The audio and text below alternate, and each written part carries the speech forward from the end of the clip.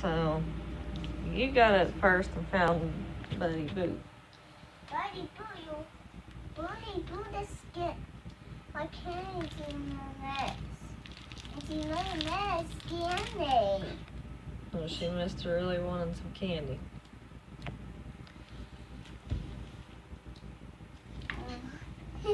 Jonathan. It's higher in there than last morning. And she must have those candies. Yeah, no, we'll clean it up later. For some reason, I think Buddy Boo blocks the kitchen. That worries me.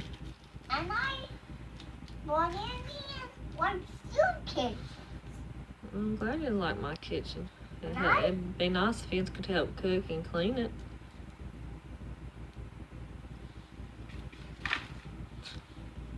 If you want some of your candy, grab it. Remember, just don't touch Buddy Boo. She'll disappear. She wants that one. Well, she's got plenty of candy. And who she got my chocolate? Alright, you got another piece right there. Alright, let's go.